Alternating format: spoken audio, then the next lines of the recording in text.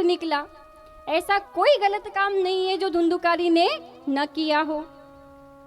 धुंधुकारी जो है वो जीवों को प्रताड़ित करता, यहाँ तक कि उसने सारे के सारे गलत काम किए और उसका 5 वेश्याओं के साथ में संग हो गया।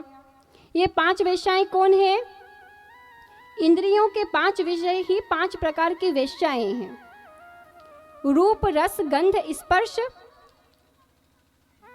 ये जो पंच तन्मात्राएं हैं, ये ही इंद्रियों के 5 विषय ही 5 प्रकार की वेश्याएं हैं। अब जब इनके साथ में संग होता है तो क्या हुआ कि ये जो जो मांगती है वो ला करके वो देता है। अब तो घर का सारा धन जो है उन वेश्याओं पर इसने लुटा दिया। एक दिन माता पिता ने इसको रोका तो माता पिता पर हाथ उठा दिया। जैसे ही माता पिता पर हाथ उठाया, धुंधुकारी तो है महाराज, तो धुंधुकारी ने जैसे ही हाथ उठाया वैसे ही आत्मदेव ब्राह्मण को आज बड़ी ग्लानि हुई। मन में विचार कर रहे हैं, अरे क्या इसलिए मैंने इतनी इतनी मन्नतें मांगी थी? क्या इसलिए मैंने इतनी आराधना करी थी? क्या इसलिए इतनी कामनाएं की थी कि मुझे पुत्र हो? अरे इससे तो इसकी माँ जो है ना वो बांझ ही अच्छी थी। जो माता पिता को सुख ना दे सके वो संतान किस काम की?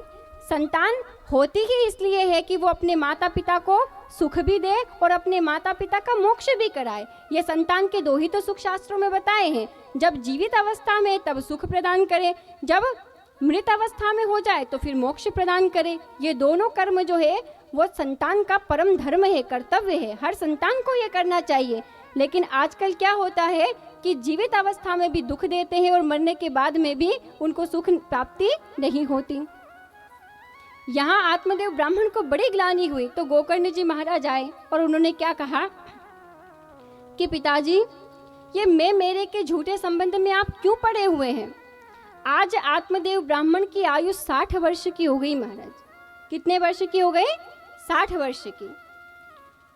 तो क्या कह रहे हैं गोकर्ण जी महाराज कि 50 के बाद में क्या आता है? 51, 52, मतलब कि ये संख्या ही हमें समझा रही है कि अब वन जाने का समय हो गया। अब गृहस्थी से हमें उपराम हो जाना चाहिए। अब हमें केवल और केवल भगवान के चरणों में मन लगाना चाहिए। जरूरी नहीं कि जंगल में ही भजन होता है। अरे वन में भले ही अपन मत जाओ, लेकिन वृंदावन बिहारी अगर हमारे घर में है तो हमारा घर ही वृंदावन है। इस वृंदावन में हमें रहना आ जाना चाहिए। तो यहाँ पर बताया गया कि पिताजी आप ये मैं मेरे के संबंध को छोड़िए। संसार में सारे रिश्ते जो है वो बड़े स्वार्थ के हैं। जब तक जीव को स्वार्थ होता है तब तक वो आपके पास रहता है। जैसे ही उसका स्वार्थ सिद्ध हो जाता है वो वहाँ से चला जाता है, संबंध बिगाड़ देता है। तो गोकर्ण जी महाराज कह रहे हैं, देख सब स्वार्थ को संसार, देख सब स्वार्थ को संसार, पिता माता भ्राता सुकुमार। देख सब स्वार्थ को संसार, पिता माता भ्राता सुकुमार। देख सब स्वार्थ को संसार, पिता माता सुकुमार। एक साचो है गिरधर नाम, सोहे गिरधर नाम। याहि पे वारो आठो याम, जाह में वारो आठो याम। देख सब स्वार्थ को संसार, पिता माता भ्राता सुकुमार। एक साचो है गिरधर नाम, याहि पे वारो आठो याम। कह रहे हैं कि हे पिताजी, देख सब स्वार्थ को संसार, पिता माता भ्राता सुकुमार। यहाँ इस जगत में जितने भी संबंधों से जीव बंधा हुआ है ना, वो केवल और केवल स्वार्थ के संबंध है।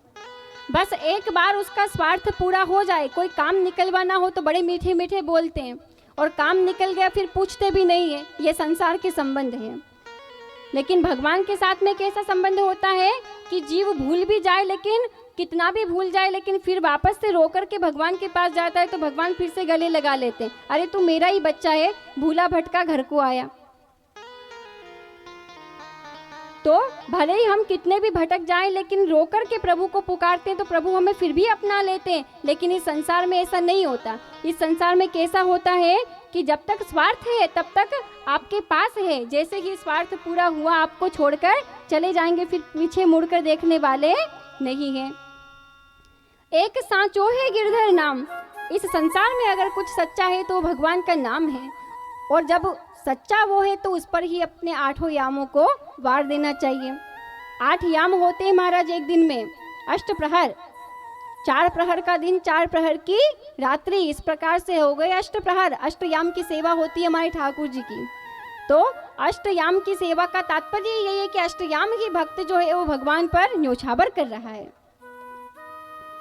अब आत्मदेव ब्राह्मण ने कहा कि मैं वन में जाकर क्या करूं। ऐसा नहीं है महाराज कि आत्मदेव ब्राह्मण ही वन में गए, हम सबको भी वन में जाना है। क्यों जाना है? क्योंकि देखिए, हमें कैसे पता चले कि अब वन में जाने का समय आ गया। एक अवस्था ये होती है कि जब हम घर में आते हैं तो सब सावधान हो जाते हैं, पानी का गिलास हमारे सामने आ जाता है, चाय तुरंत बनने लगती है, और कोई भी निर्णय होने वाला होता है, और अगर अपने ने मना कर दी कि ये बात नहीं होगी तो नहीं होगी, बस वो बात वहीं ख़त्म हो जाती है। हमारे बच्चे हमारी बात मानते हैं। ये कैसी अवस्था है कि अभी गृहस्थाश्रम वाली अवस्था है। इसमें सब हमारी आज्ञा में है, सब हमारे मुताबिक चल रहा है। लेकिन एक अवस्था फिर जीवन में ये आती है जिम्मेदारी सौंपने वाली। 50 के बाद में व्यक्ति को चाहिए, अगर वो सुखी जीना चाहता है, तो भागवत जी क्या कह रही है कि 50 के बाद में व्यक्ति को चाहिए कि अब वो जिम्मेदारियों से मुक्त हो जाए, अब अपनी नई पीढ़ी को आगे कर दें। 50 के बाद में अपनी जिम्मेदारियां, महाराज चाबियां जो है ना बहू बेटे को सौंप देनी चाहिए। आप नहीं सौंपोगे तो छीन लेंगे। इससे अच्छा समझदारी से संभला दो। समझदारी से अगर काम ले लो तो दुख नहीं होगा। कोई चीज़ हम अपनी इच्छा से किसी को देते हैं तो दुखी होते हैं? नहीं होते। लेकिन वो हमसे कोई छीन लेता है तो कितना दुख होता है। तो भागवत जी कह रही है कि 50 के बाद में जिम्मेदारियों से मुक्त हो जाओ, लौकिक धर्मों को छोड़ो और अपने अलौकिक धर्म की ओर अग्रसर हो जाओ। क्योंकि 50 के बाद न जाने कितना समय हमारे पास है। अब 50 तक गृहस्थ आश्रम वाली बात होती है। गृहस्थ आश्रम में खूब सुखी हो लिए, अपने बच्चों को सारा सुख भी दे दिया, बच्चों से सुख भी ले लिया, पुत्र हो गए, पोते हो गए, सब हो गया। लेकिन 50 के बाद में अब इन सब संबंधों से उपराम हो करके और भगवान के भजन में लग जाना चाहिए। जब भगवान के भजन में जीव लग जाता है तो फिर भगवान की प्राप्ति हो जाती है। वन में जाकर क्या करूं? आत्मदेव ब्राह्मण ने बोला, तो वन में क्या करना है? 50 के बाद में भगवान का भजन करना है। जाओ और भागवत के 10वें स्कंद का पाठ करो, आपको कृष्ण की प्राप्ति होगी। आत्मदेव ब्राह्मण 60 वर्ष की आयु में घर छोड़ते हैं और वन में जाकर भागवत जी के 10वें स्कंद का पाठ करते हैं, तो भगवान श्री कृष्ण की प्राप्ति होती है। इधर पिताजी के वन में जाने के बाद भी धुंधुली और धुंधुकारी पे कोई असर नहीं होता। गोकर्ण जी ने सोचा कि जीते जी नर्क भोगने से अच्छा है। देखिए, नर्क और स्वर्ग जो है ना, वो कोई ऊपर नहीं है, वो हमारे घर में ही है। अगर घर परिवार में शांति रहती है, सुख रहती है, प्रेम रहता है, तो समझ लेना कि यही स्वर्ग है। और क्लेश होता है, दुख होता है, तो समझ लो कि यही नर्क है। क्योंकि नर्क में यातना ही मिलती है जीव को, तो घर में भी यातना मिल रही है तो समझ लो नर्क ही भोग रहे हैं। और स्वर्ग में व्यक्ति को भोग मिलते हैं, सुख मिलता है, तो जहाँ सुख मिल रहा है समझ लो कि आप स्वर्ग भोग रहे हैं। अब गोकर्ण जी महाराज ने विचार किया कि अब मुझे तीर्थ में चले जाना चाहिए, तो गोकर्ण जी महाराज तीर्थ में चले गए। इधर अब धुंधुकारी अकेला रह गया। महाराज अकेला रह गया तो धुंधुली से एक दिन क्या कहा, बता धन कहाँ रखा है, वरना तेरी जलती हुई लकड़ी से खबर लूंगा। ये संतान है महाराज।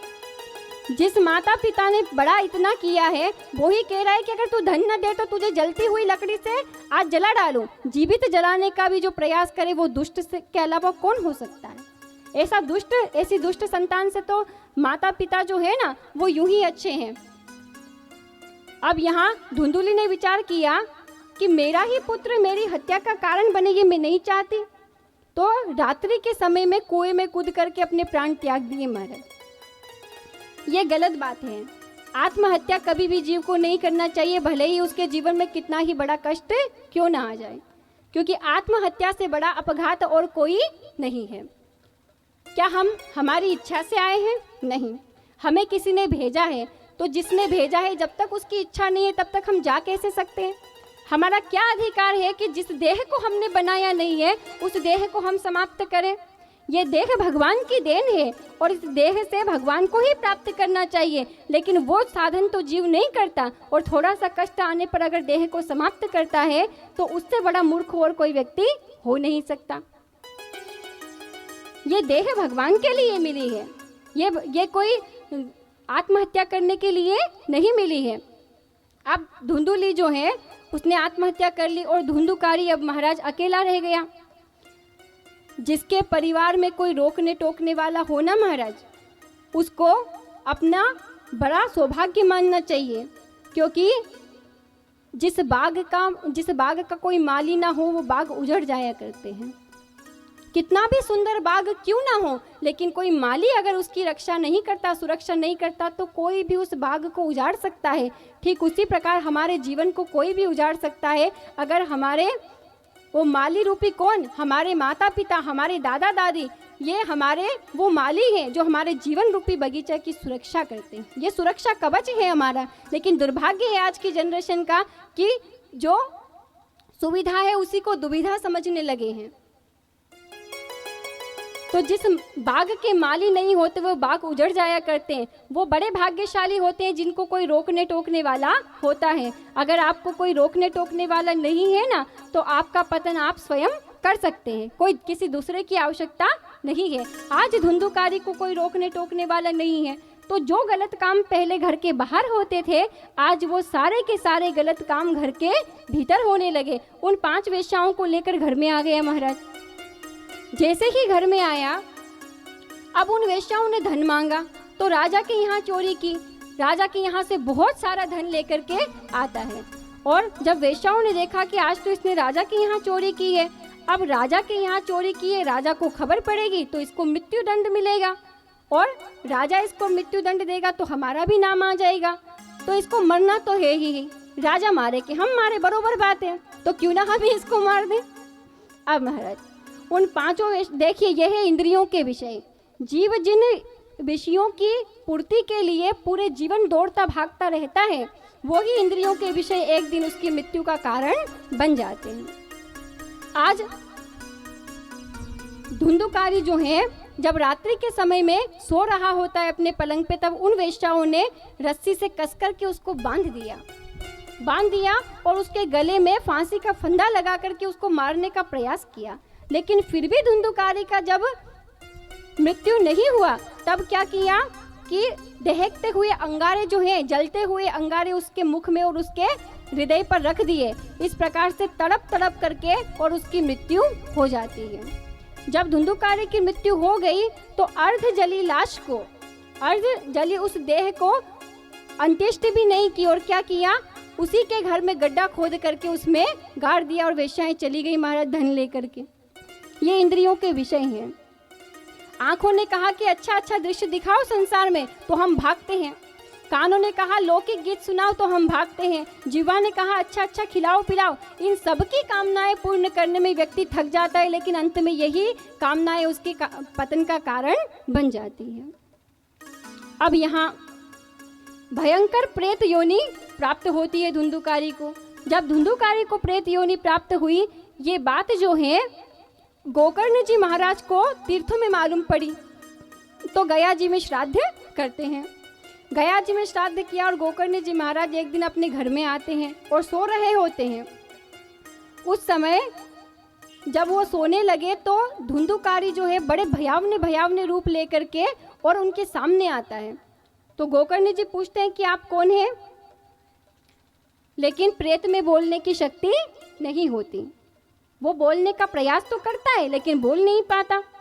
तो गोकर्ण जी महाराज ने अपने हाथ में जल लिया, वेदों के मंत्र बोले और उसके ऊपर डाला वो जल अभिमंत्रित करके, तो उसमें बोलने का सामर्थ्य आ गया। जब उस प्रेत में बोलने का सामर्थ्य आया तो उसने कहा कि मैं तुम्हारा भाई धुंधुकारी हूँ। सारा वृत्तांत सुना दिया कि वेश्याओं ने ऐसे करके मुझे मार दिया और अब मुझे प्रेत योनि प्राप्त हुई है। अब इस प्रेत योनि से मुझे कैसे मुक्ति मिले, इसका कोई उपाय तुम करो। तो यहाँ पर गोकर्ण जी महाराज कहते हैं कि मैंने तो तुम्हारा गया जी में श्राद्ध किया है, फिर तुम्हारे मुक्ति क्यों नहीं हुई। तो धुंधुकारी कहता है कि मेरे ऐसे कुकर्म है कि तुम गया में एक बार तो क्या 100 बार भी गया श्राद्ध करो तो भी मेरी मुक्ति होने वाली नहीं है, क्योंकि मेरे ऐसे ऐसे पाप है। गोकर्ण जी महाराज सोच में पड़ गए कि जो गया श्राद्ध से भी मुक्त ना हुआ, उसकी मुक्ति का क्या साधन हो सकता है। कहा कि तुम अभी तो अपने स्थान पर जाओ, मैं सुबह सूर्य भगवान से ही पूछूंगा, क्योंकि वो सभी के कर्मों के साक्षी है सूर्य नारायण। तो गोकर्ण जी महाराज ने फिर सुबह उठ करके सूर्य भगवान को अर्घ्य दिया और उनसे कहा कि हे सूर्य नारायण, आप तो सभी जीवों के कर्मों के साक्षी हैं, आप ही बताइए कि ये धुंधुकारी को प्रेत योनि से मुक्ति कैसे मिले। तो सूर्य नारायण भगवान कहते हैं कि श्रीमद् भागवत का सप्ताह पारायण अगर किया जाए तो धुंधुकारी की प्रेत योनि से मुक्ति हो जाएगी। अब धुंधुकारी को प्रेत योनि से मुक्त करने के लिए गोकर्ण जी महाराज स्वयं वक्ता बने हैं। किस वक्ता को बुलाए? महाराज स्वयं विद्वान है। जब स्वयं विद्वान है तो किसी और की जरूरत ही नहीं है, तो स्वयं वक्ता बने और सारे गांव वाले जो हैं वो श्रोता के रूप में बैठ गए और कथा आरंभ हुई। गोकर्ण जी महाराज जब कथा करने लगे ना, तब धुंधुकारी भी कथा सुनने आया, लेकिन प्रेत जो है ना वो वायु के रूप में होता है तो वो कहीं बैठ नहीं सकता। अब महाराज वो कथा सुने तो कैसे सुने, बड़ी विडंबना हो गई। तो धुंधुकारी स्थान देखने लगा कि मैं कहाँ बैठूं इन श्रोताओं में, कहीं बैठने का स्थान न मिला। तो उस भागवत का मंडप जो बना हुआ था उसमें 7 गांठ का एक बांस लगा हुआ होता है, उस बांस में जाकर के और धुंधुकारी बैठ गया।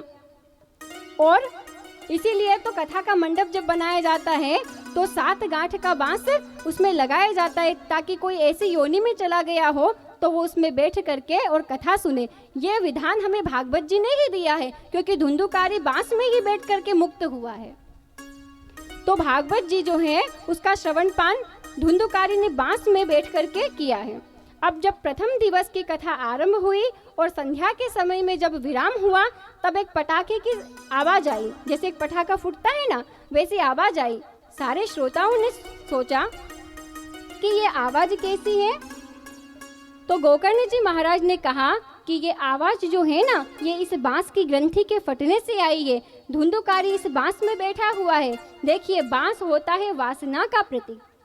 बांस क्या है? ये जीव की वासना का प्रतीक है। और जीव की वासना जो है वो 7 प्रकार की होती है महाराज। 7 प्रकार की आसक्तियों से मिलकर के वासना बनती है। घर में आसक्ति, परिवार में आसक्ति, मित्रों में आसक्ति, व्यापार में आसक्ति, व्यवसाय में आसक्ति, इस प्रकार से 7 प्रकार की आसक्ति से मिलकर ये 7 गांठ की वासना बनती है।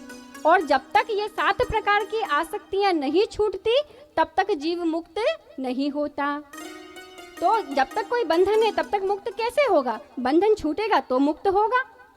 तो पहले दिन पहली ग्रंथि फट गई, दूसरे दिन की कथा में दूसरी ग्रंथि, इस प्रकार से 7 दिन में 7 ग्रंथियां बांस की फट गई और धुंधुकारी जो है वो मुक्त हो गया। और अब दिव्य देह धारण करके वहां प्रकट हुआ, 4 भुजाएं हो गई। भागवत जी का कैसा सामर्थ्य है कि एक प्रेत को भी परमात्मा का रूप दे दिया। भगवान चतुर्भुज होते हैं तो आज धुंधुकारी की भी 4 भुजाएं हो गई। गले में तुलसी की कंठी है और उसको लेने के लिए भगवान ने अपने दूतों को भेजा और विमान आया है। ये भागवत की कथा का महात्म्य है कि प्रेत को भी मुक्त कर करके और भगवत धाम में ले जाने के लिए भगवान के स्वयं दूत आ रहे हैं।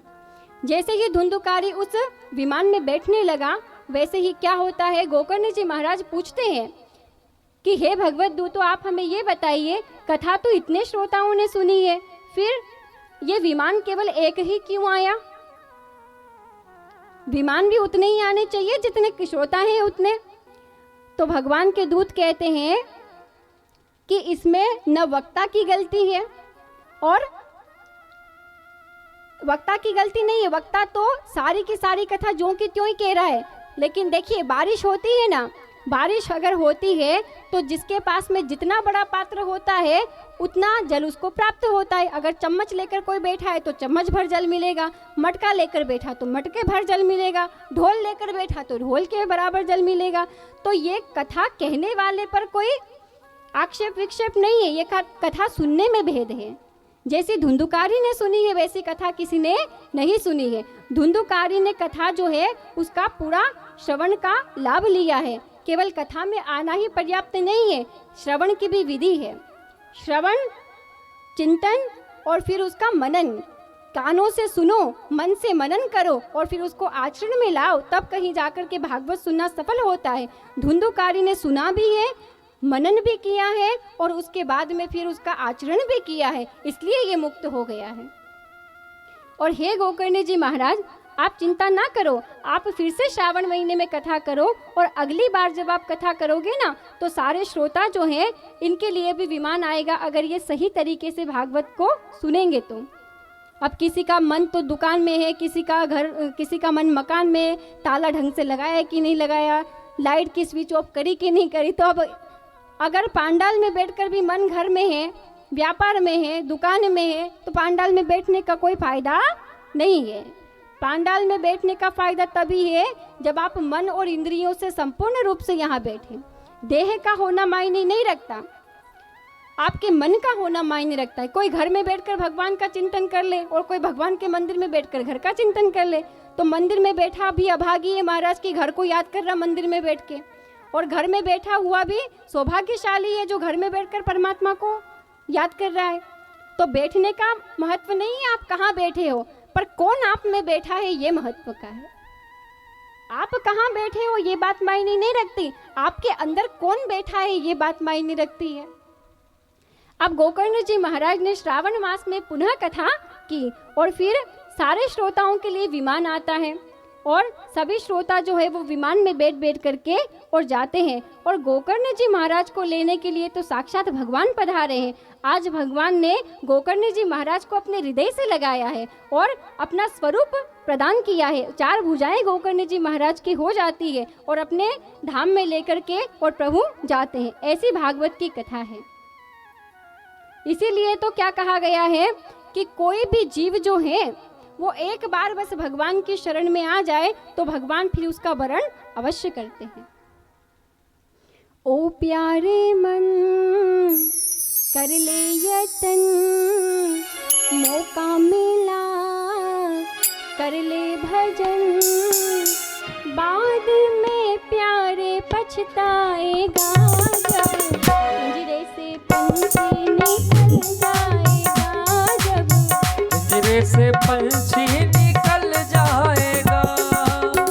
ओ पापी मन कर ले भजन, मौका मिला है कर ले मनन, बाद में प्यारे पछताएगा जब पिंजरे से पंछी निकल जाएगा, जब पिंजरे से पंछी निकल जाएगा।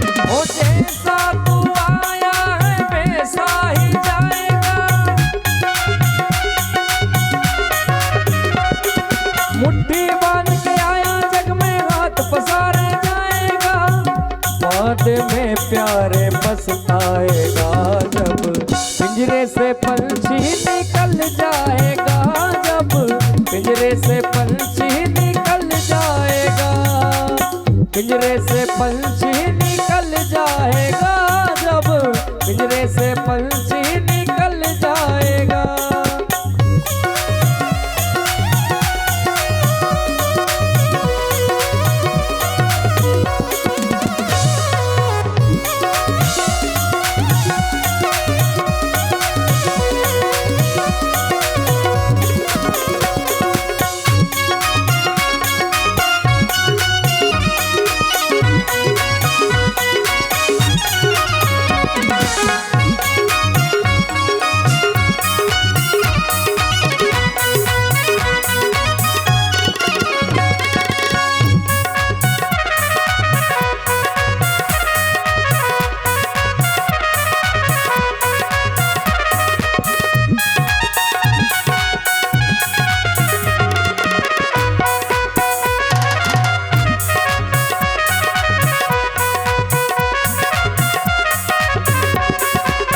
राम नाम का सुमिरन कर ले, राम नाम का सुमिरन कर ले, राम नाम का नाम तू रट ले, राम नाम का नाम तू रट ले। राम ही जीवन को पार लगाएगा, राम ही जीवन को पार लगाएगा। बाद में प्यारे पछताएगा जब पिंजरे से पंछी निकल जाएगा, जब पिंजरे से पंछी निकल जाएगा, पिंजरे से पंछी निकल जाएगा, जब पिंजरे से पंछी निकल जाएगा। ओ पापी मन कर ले भजन, मौका मिला है कर ले जतन। बाद में प्यारे पछताएगा जब पिंजरे से पंछी निकल जाएगा, जब पिंजरे से पंछी निकल जाएगा, पिंजरे से पंछी निकल जाएगा, जब पिंजरे से पंछी निकल जाएगा। बोलिए भक्तवत्सल भगवान की जय हो। इसके पश्चात श्रीमद् भागवत जो है उनके सप्ताह श्रवण की विधि आती है कि भागवत जी सुनने की क्या विधि है। अब महाराज विधि बतावे ना तो आधे को तो चक्कर ही आ जावे, ऐसी विधि है भागवत सुनने की। कहाँ तो वक्ता में कौन से लक्षण होना चाहिए, कहाँ श्रोता में कौन से लक्षण होना चाहिए, ऐसी सारी की सारी बातें लिखी हुई है। तो विधि पढ़कर ही व्यक्ति को बुखार आ जावे महाराज, ऐसी विधि है भागवत जी सुनने की। लेकिन सरल सरल नियम बता देवे जो आप फॉलो कर पावे। जिन नियमों को आप पालन कर सकते हैं वो नियम हम बता देते हैं। कठिन नियम बता देंगे तो महाराज कल कोई कथा ही सुनने नहीं आएगा। देखिए भागवत जो है वो सुनने भागवत कराने वाले का मतलब सब कुछ भागवत में दे रखा है कि जो भागवत जी कैसे कराना चाहिए। जो भागवत जी करा रहा है उसको सबसे पहले पत्रिका सबको देना चाहिए। उसको ये सोचना चाहिए कि अधिक से अधिक श्रोता जो है भागवत को सुनना चाहिए, क्योंकि सुनने का लाभ इतना नहीं है जितना सुनाने का है। आपके ज़रिए अगर 10 लोग भी सुनते हैं तो उसकी बहुत बड़ी महिमा है, उसका बहुत बड़ा लाभ आपको प्राप्त होता है। आप एक व्यक्ति सुनते हो लेकिन 10 को साथ में लेकर आते हो तो उसका पुण्य भी आपको मिलता है। ये भागवत जी स्वयं कह रही है। तो सुनाने का ज़्यादा लाभ है। और सुनने के लिए क्या नियम होना चाहिए, देखिए फिर खर्चा कितना लगता है भागवत जी में। तो भागवत जी स्पष्ट कह रही है कि एक बेटी के विवाह में जितना द्रव्य खर्च होता है उतना ही भागवत जी कराने में द्रव्य खर्च होता है। भागवत जी स्वयं कह रही है ये बात, क्योंकि बजट भी पूछते ना लोग, क्योंकि कोई भी काम करते पहले बजट देखा जाता है। तो व्यास जी ने भी बजट लिखा महाराज कि कन्या का विवाह करो, जितना खर्च करो ना उतने ही खर्चे में हमारी भागवत जी भी होती है। उसके बाद में भागवत जी सुनना किसके मुंह से चाहिए, हर कोई को नहीं बिठा देना महाराज। क्या कह रही है भागवत जी, विरक्त हो, ब्राह्मण हो, वैष्णव हो, भगवान का भक्त हो, ऐसे के मुख से भागवत जी सुनोगे तो ही भक्ति का उदय होगा, तो ही भगवान की प्राप्ति होगी। अगर हर किसी के मुंह से सुन लिया, हर किसी की झूठन कानों में नहीं डालना। जिसने उसको पाया है, जिसने उसकी अनुभूति की है, अगर वो अनुभव कराने बैठे तो ही उसकी अनुभूति हो सकती है। जिसने उस भगवत रस को चखा ही नहीं है, जिसको पता ही नहीं है कि गुलाब जामुन रसीला होता है कि कड़वा होता है, वो कैसे बताएगा गुलाब जामुन कैसा है। तो हमारा ठाकुर बड़ा रसीला है। जिस रसराज को जिसने चखा हो, जिस रसराज का रसास्वादन जिसने किया हो, वो ही उसके रस की अनुभूति जीवों को करा सकता है। तो हर किसी के मुख से कथा नहीं सुननी चाहिए, भागवत जी कह रही है। इसके बाद भागवत सुनने वाले को क्या चाहिए, नियम तो ये है महाराज कि केवल घी पी के रहे। क्या नियम है, केवल घी का पान करे। अब घी तो पचे ही नहीं महाराज कलयुगी प्राणियों से। एक घी लगी रोटी तो ना पच पा रही, उड़द के लड्डू तो ना पच रहे, उसमें पाचन शक्ति खराब हो जावे। और 7 दिन तक घी पवा दो महाराज, क्या हालत होवे। तो फिर छूट दी गई, दोनों समय फलाहार करके रह लो। लेकिन देह साथ नहीं देता तो एक समय फलाहार करो और दूसरे समय में भोजन करो। हमारी व्यासपीठ इतनी भी छूट देती है महाराज कि आपका मन कथा में बैठने में जब जैसे लग जाए उस नियम का पालन आप करो। अब महाराज कह दिया कि व्रत करना जरूरी है और यहाँ बैठ गए, भूख लग रही, तो भोजन में तो मन है। अब भोजन में मन है, वो भगवान में कैसे लगेगा? भले ही भोजन करके आवे पर मन से कथा का श्रवण पान करें। जरूरी यह है कि आपका मन कथा सुनने में लगना चाहिए। अगर आप ऐसा ही आहार करके आए जिसमें आपको बैठने में कोई परेशानी नहीं होना चाहिए, बार बार उठने बैठने की दिक्कत आए, ऐसा आहार हमें लेना नहीं चाहिए। सात्विक भोजन करना चाहिए, क्योंकि सात्विक भोजन करेंगे तो ही उस साकार परमात्मा की अनुभूति हमें प्राप्त होती है। सात्विक भोजन का मतलब ये है कि लहसुन प्याज का सेवन 7 दिन तो बंद कर देना महाराज, पूरे वर्ष ना कर सको तो लेना ही नहीं चाहिए।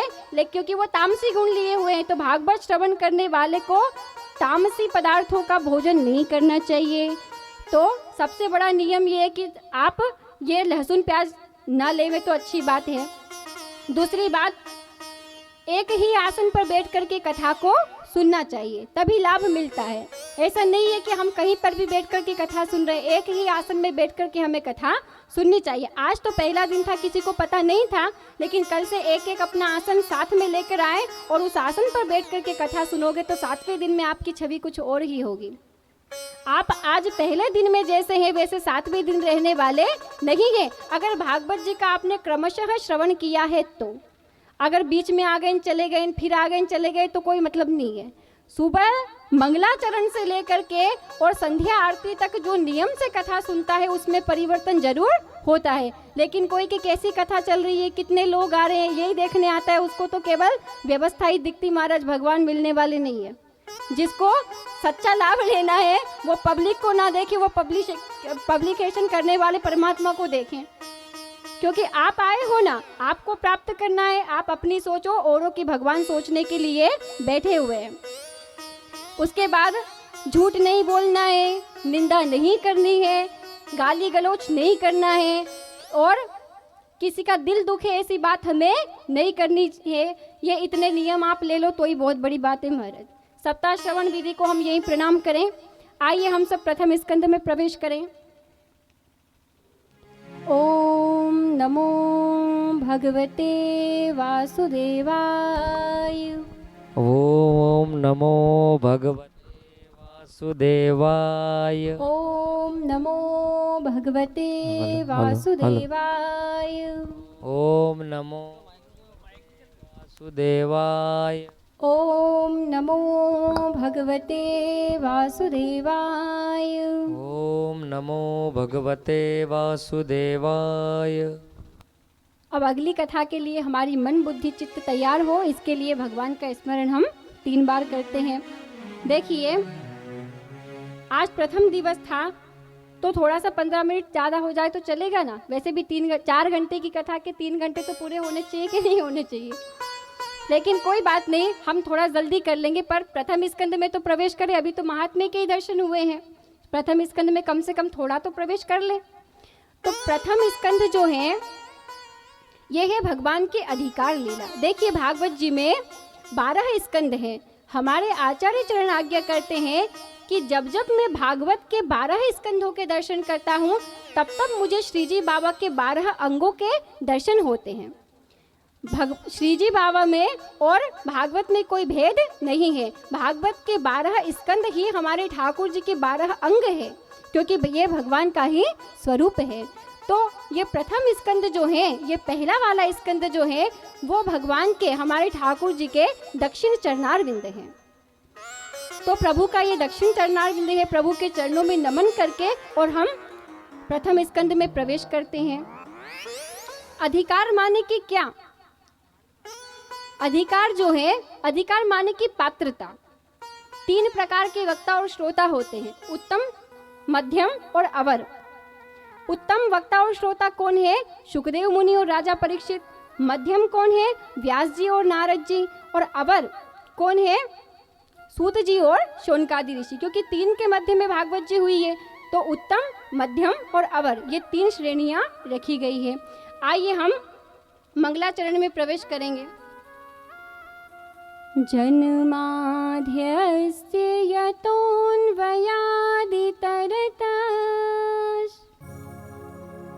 चार्थेष्वभिज्ञः स्वराट्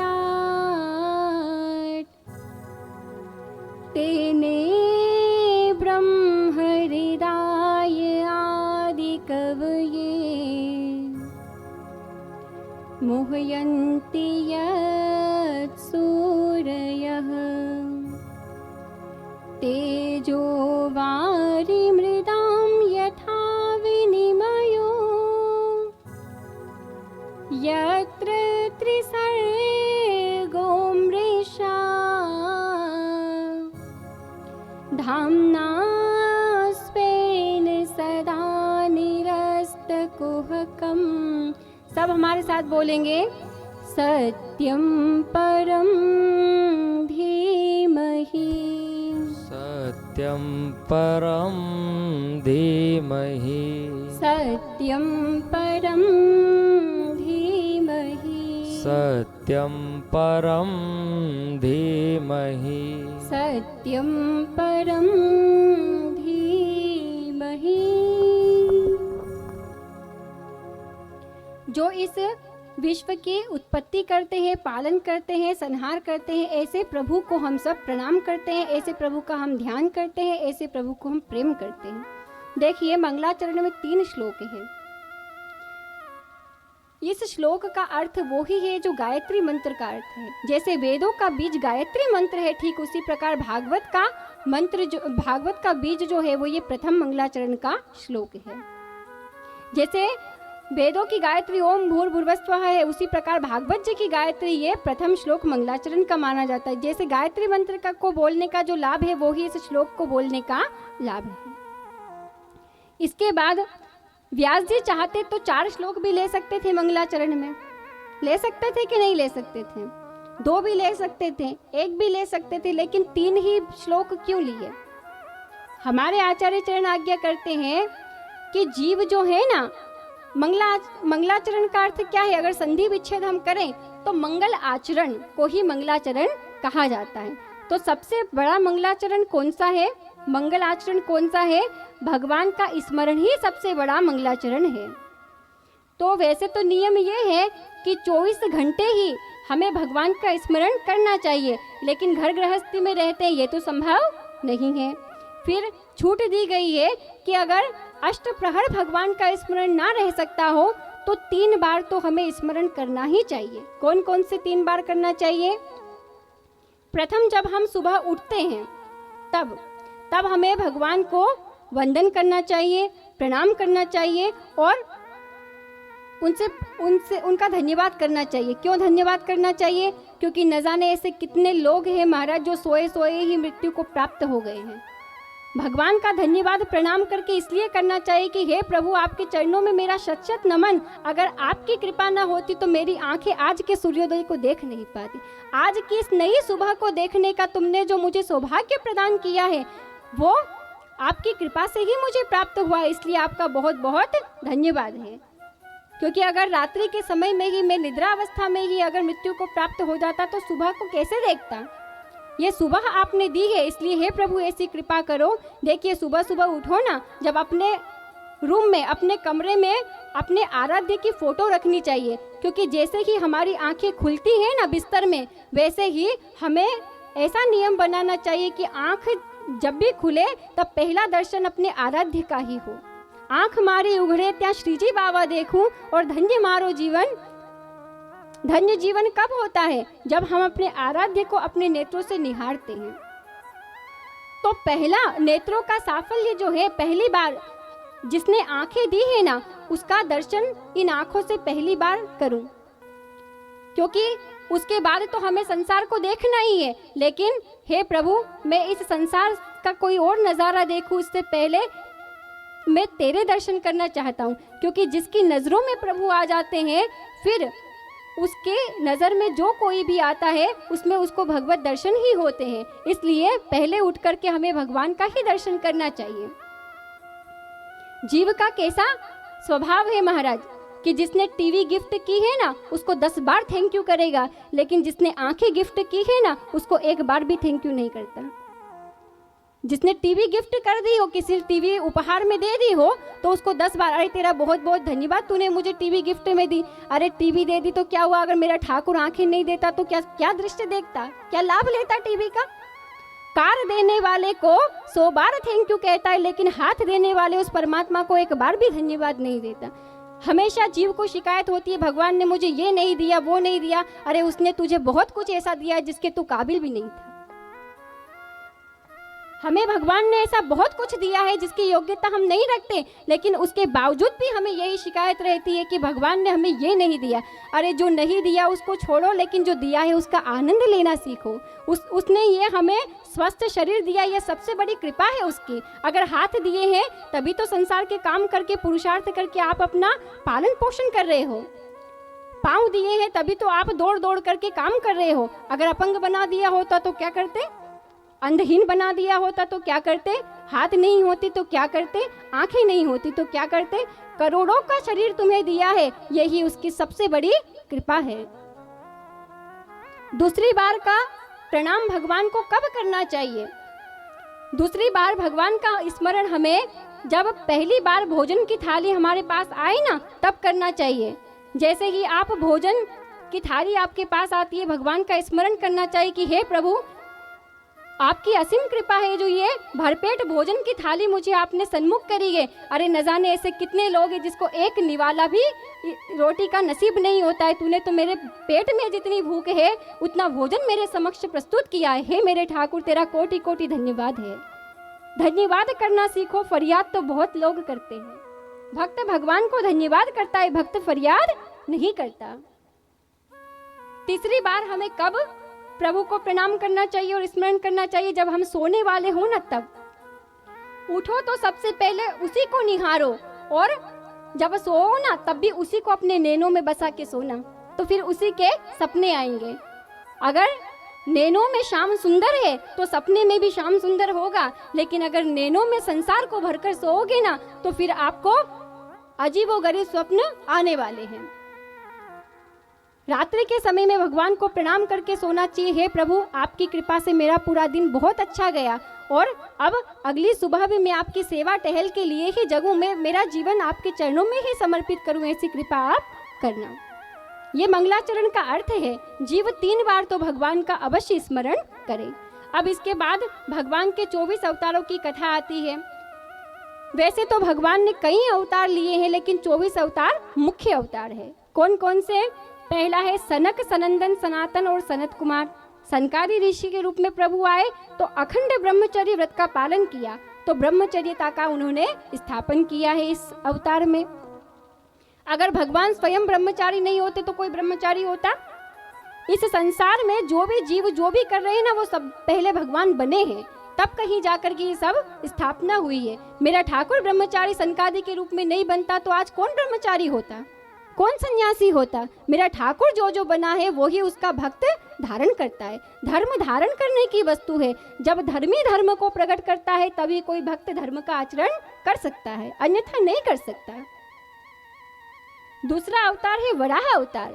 इस अवतार में भगवान ने पृथ्वी को अपनी दाढ़ों पर लेकर आए हैं रसातल से, और इस जल के ऊपर पृथ्वी की स्थापना की है। उसकी कथा का श्रवण पान हम कल विस्तार से करेंगे। अभी संक्षेप में हम कह रहे हैं।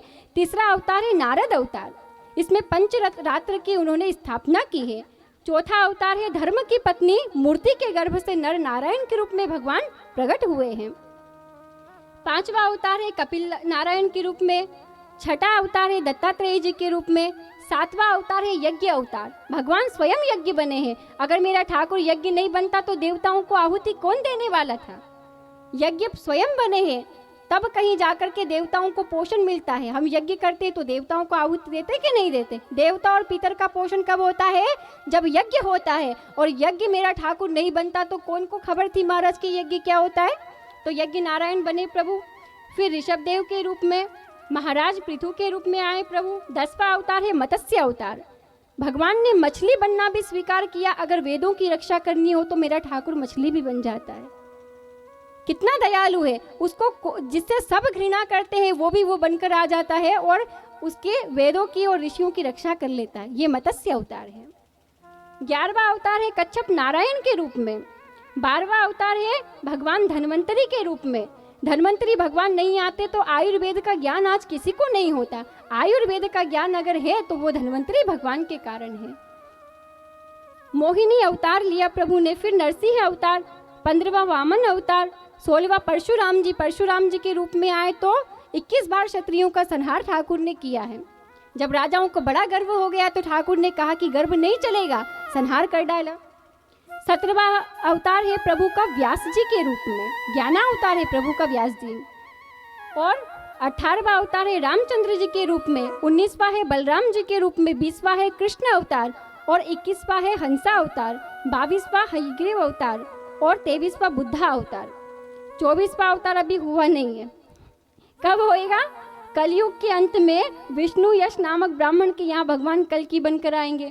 बोलिए भक्तवत्सल भगवान की जय। अब महाराज जिनने ये भागवत जी की रचना की है ना, उनके संबंध में बात आती है। प्रश्न पूछा गया कि भागवत जी का निर्माण कैसे हुआ है।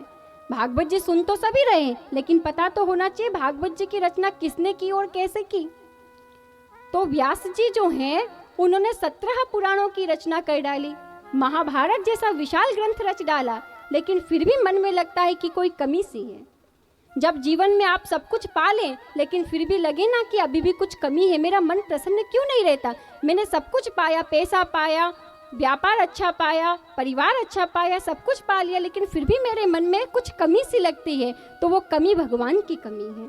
व्यास जी जो हैं उन्होंने 17 पुराणों की रचना की, वेदों के विभाग कर डाले, लेकिन फिर भी आज मन में असंतोष है, मन प्रसन्न नहीं है। सोच रहे हैं कि मुझसे ऐसा क्या छूट गया है जो मुझे पता नहीं है। नारद जी आते हैं, नारद जी कहते हैं कि आपने धर्म का तो खूब वर्णन किया है, लेकिन धर्मी प्रभु का वर्णन नहीं किया। अरे धर्मी प्रभु की पूर्ण पुरुषोत्तम की ऐसी लीलाओं का वर्णन अभी आपने नहीं किया जिसको सुनने मात्र से भगवान से प्रेम हो जाए।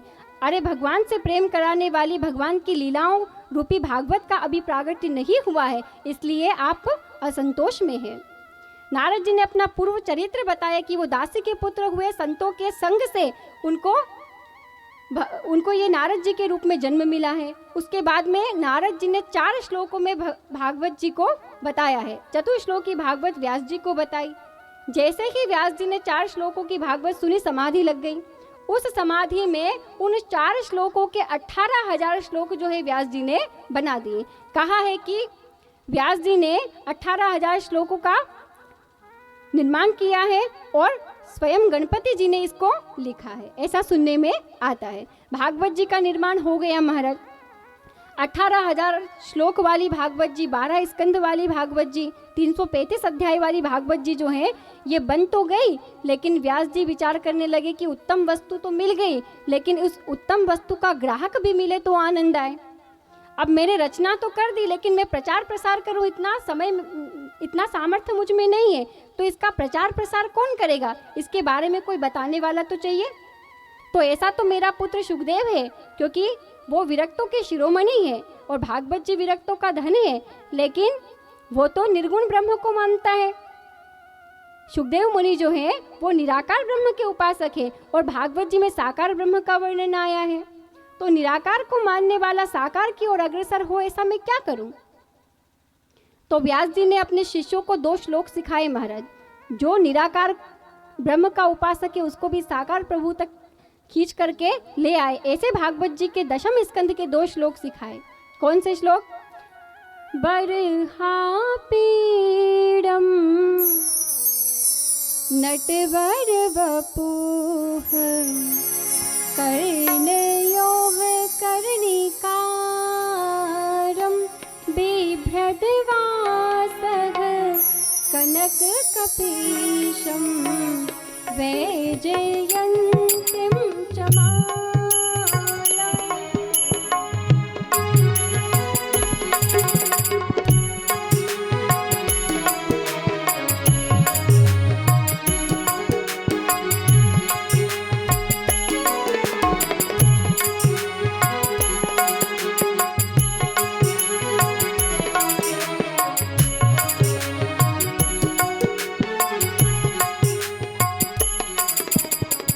रंध्रान्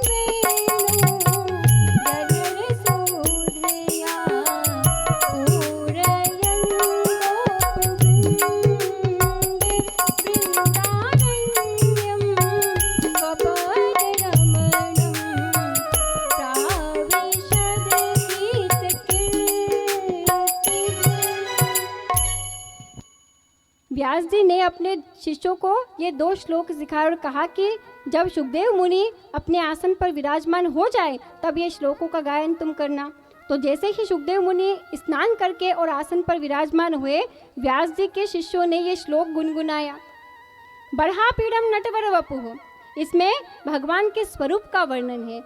जब सुखदेव मुनि ने ये भगवान के स्वरूप का वर्णन सुना ना, तो कर्षति आकर्षति इति कृष्णः, हमारे ठाकुर जी में मन नहीं लगाना पड़ता महाराज, हमारे ठाकुर जी मन को खींच लिया करते हैं।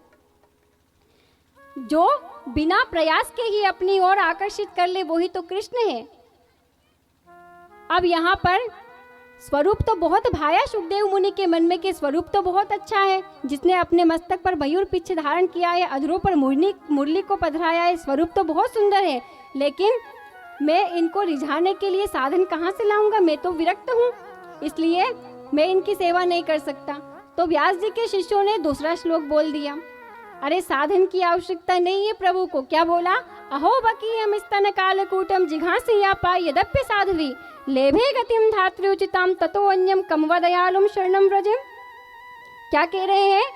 अरे वो पूतना महाराज विष लगा करके भगवान को मारने आई थी कि नहीं आई थी, लेकिन हमारे ठाकुर जी का स्वभाव तो देखो, वो जीव की प्रकृति भी नहीं देखते, केवल कृति देखकर ही कृपा कर देते हैं। मारने आई पूतना को वो गति दी महाराज जो माता यशोदा को देने वाले थे। ऐसे दयालु हमारे ठाकुर जी है, तो इनको साधन से कोई मतलब नहीं है, इनके प्रति केवल मन में भाव होना चाहिए, बस फिर तो प्रभु रिझ जाते हैं। अब ये श्लोक जब सुना तब तो सुखदेव मुनि ने कहा कि ऐसे और श्लोक सुनाओ, आप बंद क्यों हो गए गाते हुए? तो शिष्यों ने कहा ऐसे तो 18,000 श्लोक है महाराज, सब चाहिए तो व्यास जी के पास जाना पड़ेगा। जाओ व्यास जी के पास, वो भागवत जी सिखावेंगे। आते हैं सुखदेव जी और व्यास जी के पास में भागवत जी जो हैं उसका श्रवण पान करते हैं, विधि विधान से भागवत जी को सुनते हैं। आज भागवत जी का ही प्रागट्य हम करा देते हैं क्योंकि 4:30 होने को आए हैं और भागवत जी का प्रागट्य हो गया। अब भागवत जी के वक्ता का हमने परिचय पा लिया, अब राजा परीक्षित का परिचय हम कल प्राप्त करेंगे। आज की कथा को हम इस कीर्तन के साथ में ही विराम करेंगे। अपने वाक रूपी पुष्पों को अपने युगल सरकार के युगल चरणारविंद में अर्पण करते हैं और आज की कथा को हम इस कीर्तन के साथ में विराम करते हैं। नंदलाला नंदलाला नंदलाला गोपाला गोपाला गोपाला गोपाला नंदलाला नंदलाला नंदलाला गोपाला गोपाला गोपाला गोपाला नंदलाला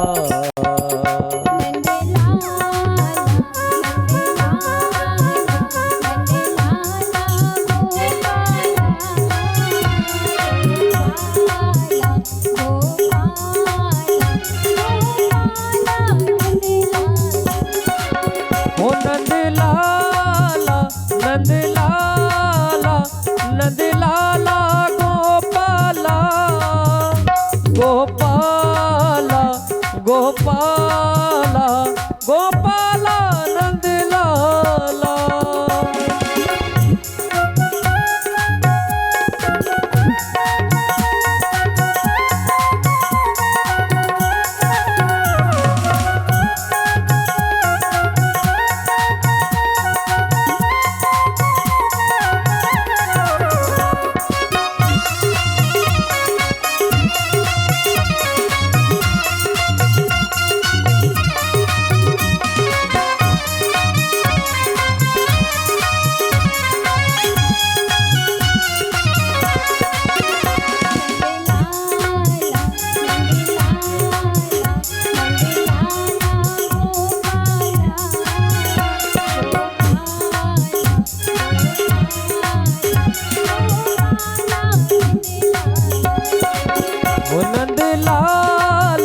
नंदलाला नंदलाला गोपाला गोपाला गोपाला गोपाला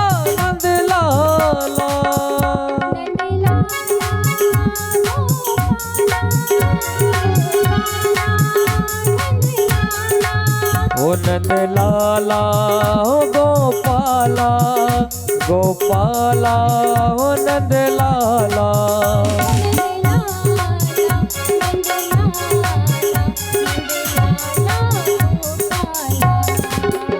नंद लाला नंद लाला नंद लाला गोपाला गोपाला गोपाला गोपाला नंद लाला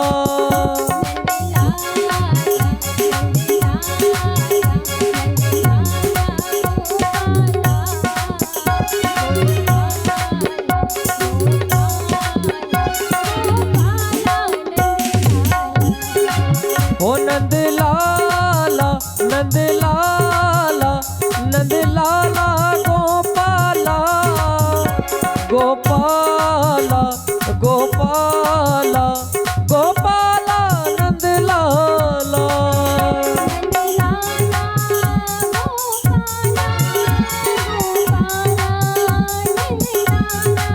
हो नंद लाला हो गोपाला गोपाला हो नंद लाला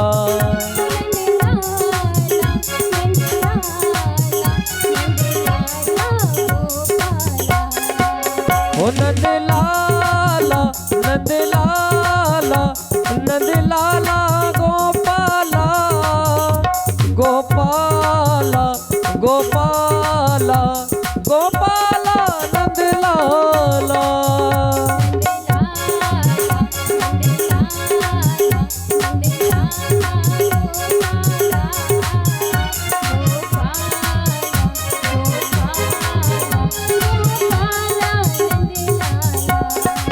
ओ नंद लाला नंद लाला नंद लाला गोपाला गोपाला गोपाला गोपाला नंद लाला ओ गोपाला नंद लाला हो गोपाला नंद लाला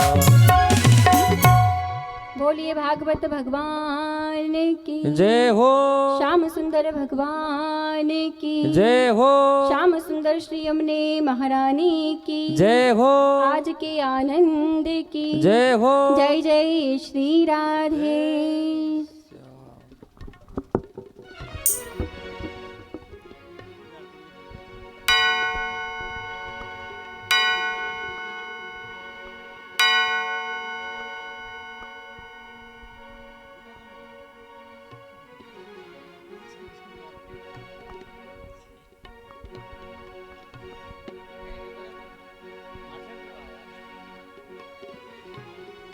सभी आरती के लिए अपने स्थान पर खड़े हो जाएं।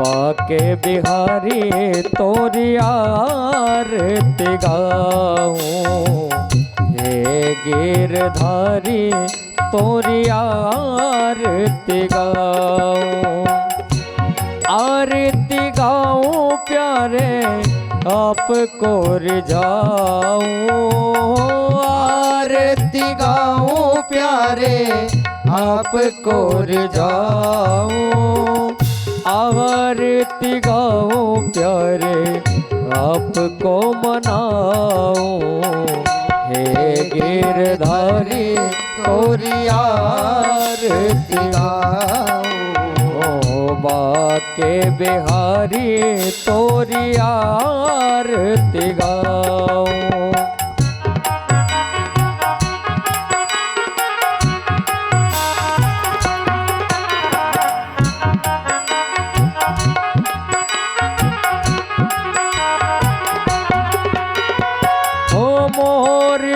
मुकुट प्यारे शीस पे सोहे, मोर मुकुट प्यारे शीस पे सोहे। हो प्यारी मुरलिया मेरो मन मोहे, प्यारी मुरलिया मेरो मन मोहे। हो देख छवि बलिहारी में जाऊं, देख छवि बलिहारी में जाऊं, कुंज बिहारी तोरी आरती गाऊं, बाके बिहारी तोरी आरती गाऊं।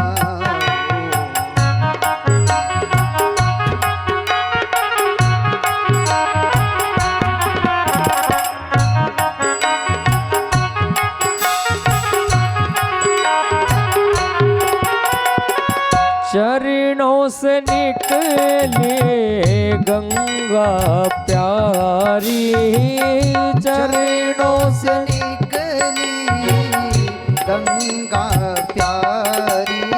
हो जिसने सारी दुनिया तारी, जिसने सारी दुनिया तारी। हो उन चरणों के दर्शन पाऊं, उन चरणों के दर्शन पाऊं।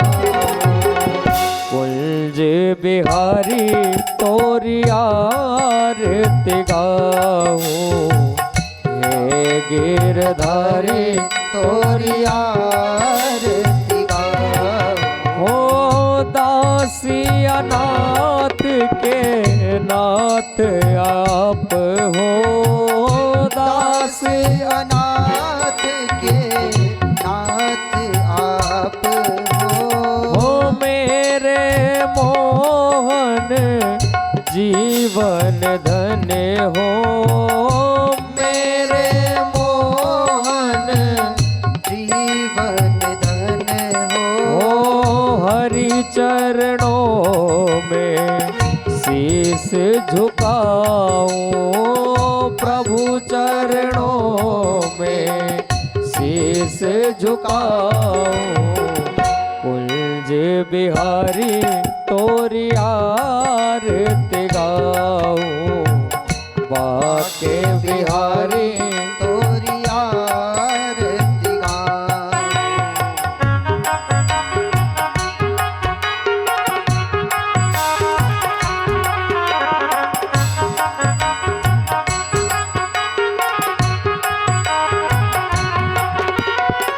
श्री हरिदास के प्यारे तुम हो, श्री हरिदास के प्यारे तुम हो मेरे मोहन जीवन धन हो, मेरे मोहन जीवन धन हो। हो देख युगल छवि बलि बल जाऊं, देख युगल छवि बलि बल जाऊं। बाके बिहारी तोरी आरती गाऊं, कुंज बिहारी तोरी आरती गाऊं, बाके बिहारी तोरी आरती गाऊं, कुंज बिहारी तोरी आरती गाऊं। ओ कर्पूर गौरम करुणावतारम संसार सारम भुजगेंद्र गौरम सदा वसंतम हृदयारविंदे भवं भवानी सहितं नमामि। मंदारमाला गुलताय काले कृपालमालांकित से कराय दिव्यंबराय च दिगंबराय नमः शिवाय ओम नमः शिवाय। अच्युतम केशवम राम नारायणम कृष्ण दामोदरम वासुदेवम हरे श्रीधरम माधवम गोपिका वल्लभम जानकी नायकं श्रीरामचन्द्रं भजे। हरे राम राम राम हरे हरे हरे कृष्णा कृष्ण कृष्ण हरे हरे कृष्ण कृष्ण हरे हरे कृष्ण कृष्ण हरे हरे कृष्ण कृष्ण हरे हरे जलेन शीतलीकरणं मा पुष्पे देवाभिवन्दनं मा आसुतोषधरणं मा देवं दद्यात् आत्मकल्याणार्थेन स्वयं गृहीत्वा अथ मन्त्रपुष्पाञ्जलिं वा हरिः ॐ जग्नेन जग्नमय जन्त देवास्तानि धर्माणि प्रथमान्यासन्नातेहनाकं महिमानः सचन्त यत्र पूर्वे साध्याः सन्ति देवाः ॐ राजाधिराजाय प्रसय्यसाहिने नमो वयं वै श्रवणाय कुर्महे समेन कामान् कामकामाय मह्यं कामेश्वरो वै श्रवणो ददातु कुबेराय वै श्रवणाय महाराजाय नमः ॐ स्वस्ति साम्राज्यं भोज्यं स्वराज्यं वैराज्यं पारमेष्ठ्यं राज्यं महाराज्यमाधिपत्यमयं समन्तपर्याये शात् सार्वभौमः सार्वायुशान्तार्धात् परार्धात् पृथिव्यै समुद्रपर्यन्ताय एकराडिते तदव्येष श्लोको विहितो मरुतः परिवेष्टारो मरुतस्य वसङ्ग्रहे आवीक्षितस्य कामप्रेर्विश्वे देवाः सभासद इति ॐ विश्वातश्चक्षुरो तद्विश्वातो मुखो विश्वातो बाहुरो तद्विश्वातसपात संबाहुव्यान्धमति सम्पतत्रिर्ध्याव भूमि जनयन् देव एकः ॐ एकदन्ताय विद्महे वक्रतुण्डाय धीमहि तन्नो दन्ति प्रचोदयात् ॐ कात्यायन्यै च विद्महे कन्याकुमारिकायै च